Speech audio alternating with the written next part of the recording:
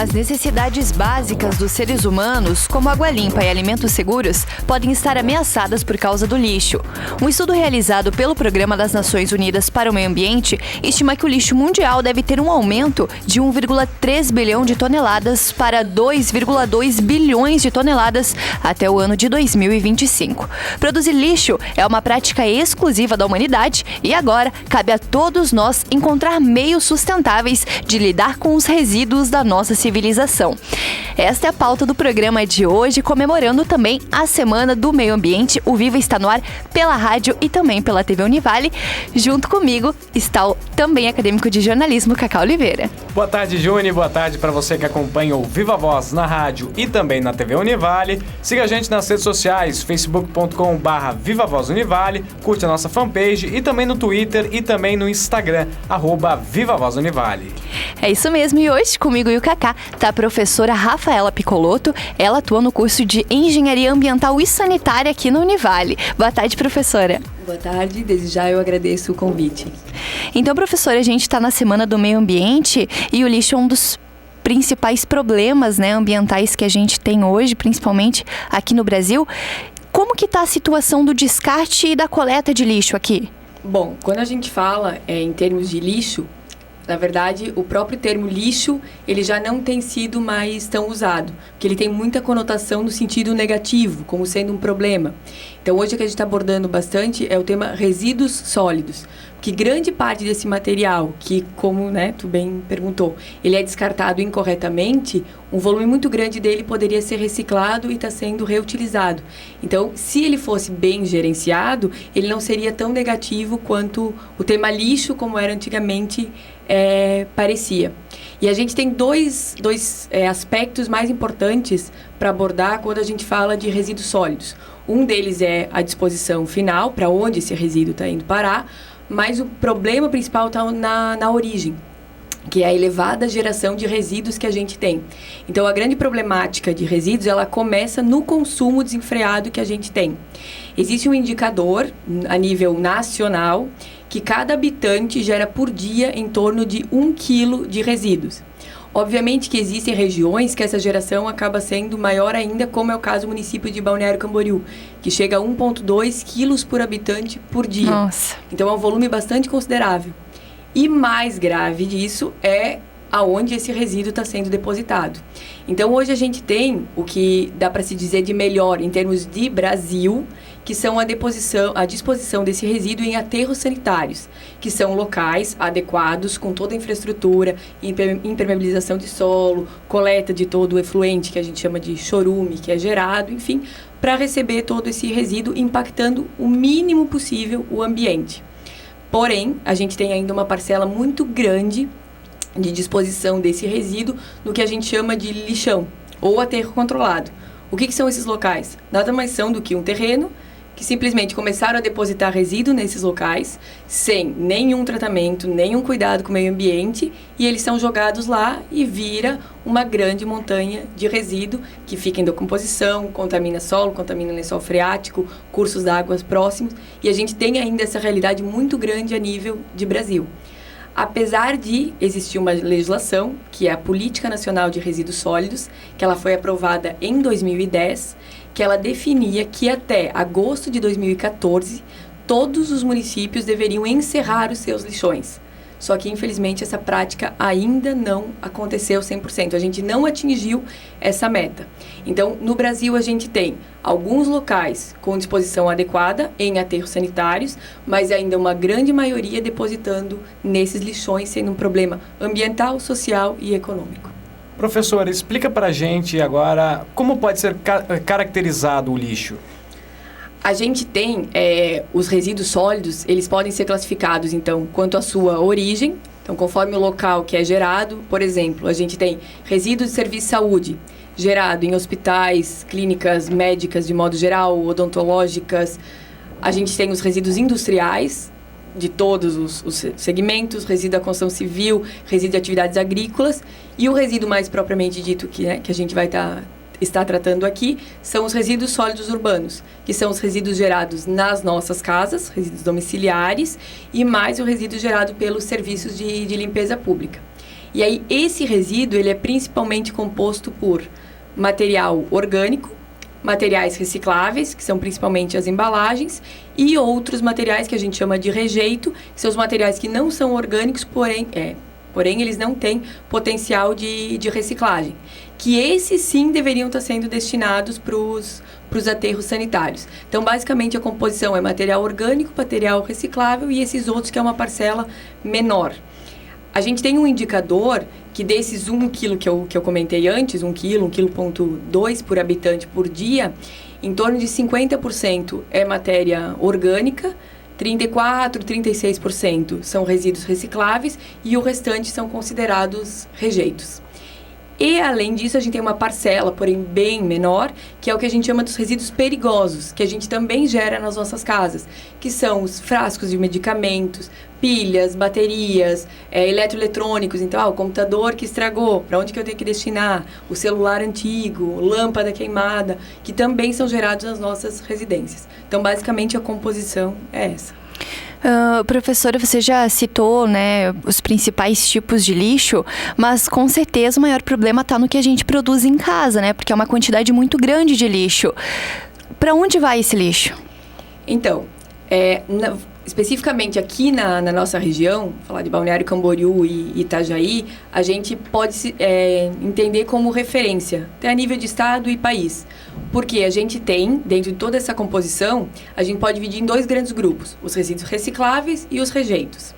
Em termos de rejeito, a gente tem aterro sanitário aqui no município de Itajaí, que é o aterro sanitário da Caianduba, que é chamado. Então, completamente adequado, com licença ambiental para estar operando, que recebe os resíduos dos municípios de Balneário Camboriú e de Itajaí. E a gente tem cooperativas de catadores de materiais recicláveis, que são cooperados, antigos catadores autônomos, aqueles que coletavam resíduo na rua, que se uniram, formam essas cooperativas e esses recebem todos os resíduos recicláveis gerados nos 2 municípios. Então, a gente tem lá em Balneário Camboriú, por exemplo, a Coopermar, que é a cooperativa do município, e aqui em Itajaí a gente tem a Cooperfoz. A nível nacional, como eu comentei, existem alguns municípios, poucos, com coleta seletiva implantada de maneira eficiente, e aí onde tem coleta seletiva vão ter essas cooperativas ou empresas privadas que recebem esse resíduo, fazem a triagem e vendem para indústrias de reciclagem, e os aterros sanitários que vão receber apenas os rejeitos. Quando a gente não faz a separação e a coleta correta do lixo, quais são os prejuízos que são gerados para a sociedade, né? A gente tem a questão de não existir coleta seletiva, mas existir o aterro sanitário. Então, o aterro sanitário, em termos ambientais, ele está adequado. Então, não teria tanto problema a nível de contaminação, de solo, de lençol freático. Porém, o problema é que a gente está literalmente jogando dinheiro no lixo. Porque são materiais recicláveis que têm valor agregado, que poderiam ser inseridos no ciclo produtivo novamente, transformados em novos produtos e vendidos. Então, o grande impacto de não existir coleta seletiva é a questão econômica e a questão também da vida útil dos aterros. Porque o que acontece? Quando a gente faz uma projeção de uma vida útil de um aterro, a gente considera que tem a coleta seletiva, que a quantidade de resíduo que vai ser depositado nesse aterro vai ser menor, porque as pessoas vão separar o seu resíduo nas suas casas e ele vai lá para a cooperativa. Quando as pessoas não separam o seu resíduo na residência, ao invés de ir lá só 0,7 quilos para o aterro, por habitante por dia, vai o 1 quilo. E às vezes um aterro que é para durar 10 anos, na metade desse tempo, ele acaba esgotando a sua vida útil e a gente precisa de uma nova área, suprimir vegetação, um novo projeto, novos impactos ambientais. Então, mesmo tendo aterro, se eu não tiver a coleta seletiva, eu vou ter um dano. O que agrava mais é quando eu nem tenho o aterro sanitário. Aí é um problema maior ainda. Porque além de eu estar aterrando os resíduos que poderiam ser recicláveis, eu estou jogando num solo completamente despreparado todo o material. E aí a gente vai ter a contaminação daquele local, propriamente daquele solo, toda a contaminação da água subterrânea, pelo efluente que vai percolar e chegar no lençol freático, e a contaminação do recurso hídrico, que vai receber esse efluente, vai contaminação de água superficial, e aí, para onde esse rio que receber esse efluente estiver correndo, toda aquela área vai ser contaminada. E aí não é mais um impacto ou um dano ambiental local. Ele passa a ser, muitas vezes, municipal ou até regional, sendo ainda uma questão de saúde pública. Por isso que essa questão do resíduo é tão grave. Além de envolver a questão do meio ambiente, ela afeta a qualidade de vida e de saúde da população. Mas, professora, apesar de saber que é importante separar o lixo, muitas pessoas não sabem como. Então, como que elas podem fazer a separação do lixo doméstico mesmo, em casa? Como é que deve acontecer, então? Primeiramente, o cidadão ele deve verificar como é que funciona o programa de coleta seletiva no seu município. Então, existem municípios na região que o próprio programa de coleta seletiva implantado, ele solicita que seja separado em 4 tipos de material: o metal, plástico, papel e vidro. E aí dispor esse material separado dessas 4 formas. Na maioria dos casos, os programas pedem simplesmente que as pessoas separem resíduo reciclável em um contentor, em um saco de lixo, e o rejeito, que vai ser o orgânico e o que não é reciclável, em outro contentor. Então, nesse contentor do reciclável poderia ser colocado todas as embalagens de vidro, todas as embalagens plásticas, caixa de leite, latinhas de refrigerante, enfim, bebidas de modo geral, papel, com exceção, obviamente, do que a gente chama de lixo do banheiro, e mais guardanapo, papel molhado, enfim, que aí não tem como ser reciclado. A coleta seletiva que você comentou é importante, né? E ela é realizada também com catadores de cooperativas e associações. Qual é a importância desses cooperativos e associações envolvidos na coleta seletiva? Eles são extremamente importantes porque eles é que vão receber todo esse material. Então, o material saiu lá das nossas casas, né? A gente separou todo o material reciclável num contentor. Vai passar o caminhão da prefeitura, vai coletar esse material e vai levar até essas cooperativas. O que eles fazem lá? Eles vão pegar todo o resíduo reciclável que chegou e vão separar conforme o que as indústrias de reciclagem pedem.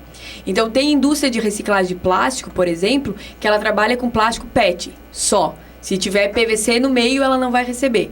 Então, quem faz toda essa segregação, tipo de papel, se é papel branco, se é papelão, se é embalagem Tetra Pak, quem define isso são as empresas de reciclagem. E quem faz toda essa segregação, toda detalhada, são essas cooperativas. Então, eles recebem o material, eles triam esse material, separam, conforme a indústria de reciclagem quer, prensam esse material e vendem para esses, ou para a indústria ou para o que a gente chama de atravessadores, que são outras empresas privadas que depois vendem para as empresas de reciclagem. E além da importância dessas pessoas ou dessas cooperativas que recebem esse resíduo, eu acho que é extremamente importante e vale mencionar a nossa responsabilidade com essas pessoas. Então, normalmente são pessoas de baixa renda, que se uniram para formar essas cooperativas, foram retiradas das ruas, justamente por ser um trabalho mais periculoso, mais insalubre, organizadas para que seja um trabalho melhor, uma qualidade melhor de vida no trabalho. Porém, se a gente não estiver fazendo a nossa parte nas nossas casas, separando esse material, eles não têm renda. Então, a renda deles vem da venda do material. Algumas cooperativas possuem apoio de prefeituras e tal, mas a renda, mesmo o salário deles, vem da venda desses resíduos. Portanto, se a gente não fizer a separação em casa, não vai ter resíduos chegando nas cooperativas, essas pessoas não vão ter renda. Então, a coleta seletiva, além da questão ambiental e econômica, ela tem uma responsabilidade social, que depende de cada pessoa. Então, a gente vai para um rápido intervalo. Daqui a pouquinho a gente volta conversando com a professora de Engenharia Ambiental e Sanitária, Rafaela Piccolotto, sobre todos os processos que envolvem o lixo que nós produzimos. O Viva Voz está de volta aqui na rádio e na TV Univale. A gente conversa com a professora Rafaela Piccolotto, professora de Engenharia Ambiental e Sanitária aqui da Univale. Professora, o que representa cada uma das cores da coleta seletiva? É uma curiosidade interessante, né? A gente saber e...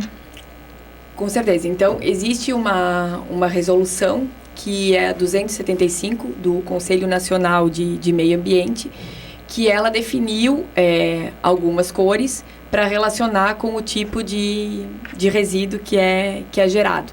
E aí, alguns municípios utilizam essas cores para a implantação da coleta seletiva. Não existe nenhum significado direto da cor com o resíduo, mas é mesmo para chamar a atenção e para facilitar alguns programas de coleta seletiva que são implantados para os municípios que implantam naquele formato que eu falei, que seja separado nos 4 tipos de material. O Cacá acabou de falar sobre curiosidade e nos bastidores a gente descobriu um novo tipo de lixo, de logística reversa. A gente gostaria que você explicasse mais pra gente e também pro pessoal que está em casa. Eu acho um tema bastante importante. Como eu tinha comentado, existem alguns resíduos que são gerados nas nossas casas, que são os resíduos perigosos, como lâmpada, pilha e bateria, eletroeletrônico e assim por diante. Então, a Política Nacional de Resíduos Sólidos, que é a lei-mãe que trabalha com resíduos, ela definiu esse novo, entre aspas, termo, que é a logística reversa, que nada mais é do que a volta do resíduo ou para o próprio gerador, para o próprio produtor, para o fabricante daquele produto, ou que ele tenha uma destinação adequada. Então, o que acontecia muito antigamente? As empresas, elas produziam o seu produto, seja ele, qual for, porém, quando acabava a vida útil desse produto, quebrava, estragava, ou por qualquer outro motivo a pessoa não queria mais, o consumidor, esse resíduo muitas vezes ele ia parar nos aterros sanitários, os lixões, ou até em outros locais mais inapropriados ainda. Como forma de responsabilizar toda a cadeia produtiva, desde o fabricante, o distribuidor, o comerciante e o próprio consumidor, é que veio esse termo logística reversa. Agora, tanto a empresa, quanto o comércio, quanto o próprio consumidor, ele é responsável pela destinação adequada desses resíduos. E aí, qual que é a destinação? Então, ou existem empresas que reciclam esse material, ou esse material tem que voltar lá para o fabricante e de lá ele é destinado. E aí não é para um aterro sanitário, é para um aterro industrial, que aí é diferente, recebe esse tipo de resíduo, que, como eu falei, são os resíduos classe 1. E aí o que compete, então, qual que é a responsabilidade da população? É enviar esses resíduos ou devolver esses resíduos para o local que elas compraram. E esses locais, os comércios, eles são obrigados a receber esses resíduos. Então, por exemplo, comprei um computador ou um celular e agora eu quero trocar. Eu não posso dispor esse resíduo, lá na minha lixeira para o caminhão da coleta. Eu posso levar, ou eu devo levar na loja que eu comprei esse produto e eles têm que receber. Ou ainda, o próprio município muitas vezes implanta o que a gente chama de ecopontos, que são pontos específicos que recebem esse tipo de resíduo. Supermercados fazem isso, escolas fazem isso e até as próprias lojas que vendem esse tipo de produto. Então, dependendo do município, então cabe uma consulta junto às fundações de meio ambiente ou secretarias de meio ambiente para saber aonde ficam esses ecopontos para que a população realmente possa estar dando a destinação adequada. Ou no comércio que elas adquiriram esse produto.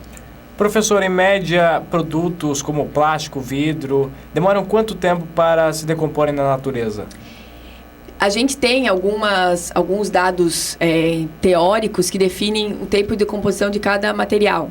Por exemplo, o vidro, ele é já considerado como indefinido esse tempo, de tanto tempo que ele levaria para se decompor.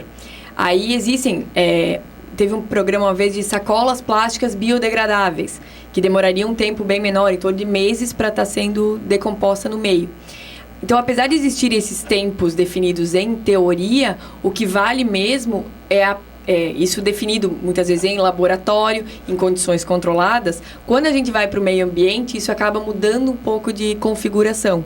Então, depende desde a questão climática do município, a questão da composição dos outros resíduos que vão estar ali junto, composição das bactérias que vão decompor esse resíduo, matéria orgânica não, mas os resíduos recicláveis. Depende se ele está se ele está sendo depositado num aterro sanitário, ou ele está na margem de um rio.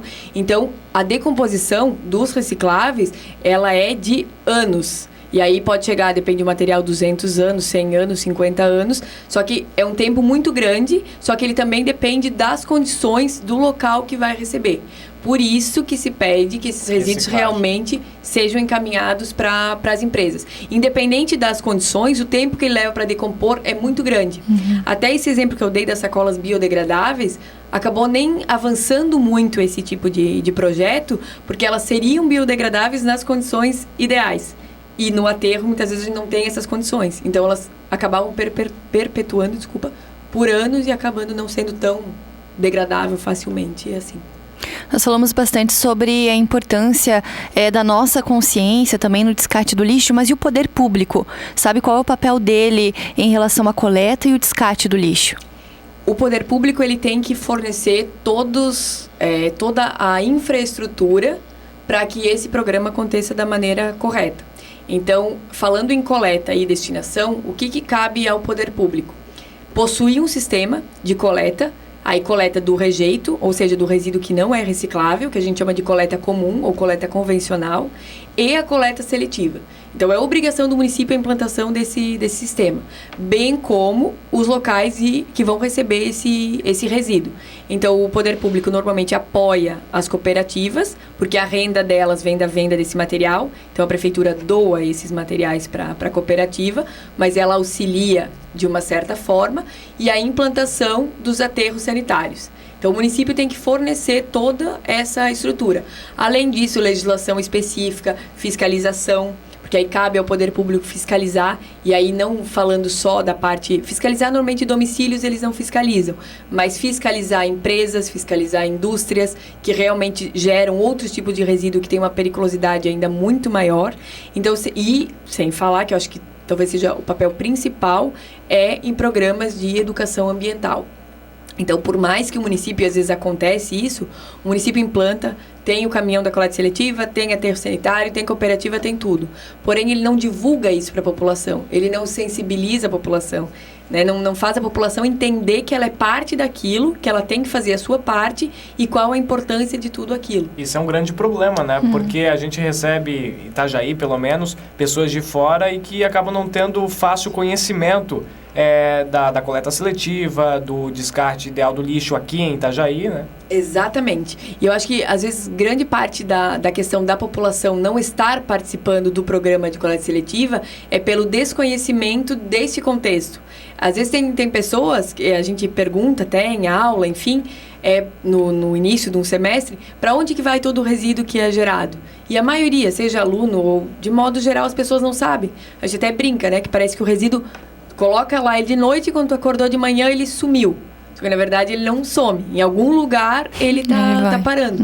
Só que às vezes por falta de desconhecimento das pessoas, da população, por não ter programas de educação ambiental, as pessoas acabam não participando, enfim, e aí a gente existe todo o custo para implantar. Tem caminhão, tem funcionário, tem tudo. Porém, ele não está sendo eficiente porque a população não está participando. E outro detalhe, para assumir demora e demora muito, né? Exatamente. Então, quer dizer, em algum local está indo. Só que esse local as pessoas às vezes nem sabem onde é que é. E aí é que tem um problema. Até a coleta seletiva, a gente tem membros aqui que vieram de cidades de fora e que não sabem os dias. Seria importante também estar fazendo essa divulgação, né? Para que as pessoas saibam quando vão poder descartar o seu lixo ou não. Exatamente. Que às vezes até a pessoa faz a coleta, faz a separação e dispõe para coleta. Só que se a coleta seletiva do bairro dela passar na sexta e ela colocar na quarta, o outro caminhão da coleta convencional vai levar e o resíduo dela separado vai ser destinado para o aterro.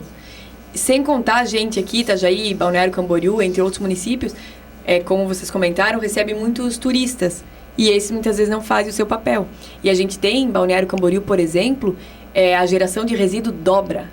Ou melhor, dobra na alta temporada. Mais ou menos Balneário Camboriú hoje, aproximadamente em torno de 120 mil habitantes. Itajaí deve estar beirando 190, 200 mil. Então, Itajaí quase o dobro de habitantes do que tem Balneário Camboriú. A média geral do ano é em torno de 48% dos resíduos que chegam no aterro é de Balneário, 52% é de Itajaí. Então, quer dizer, Itajaí deveria estar dispondo muito a mais do que Balneário. Mas, por conta dos turistas, Balneário Camboriú tem essa parcela grande de ocupação do aterro sanitário, que fica no município de Itajaí.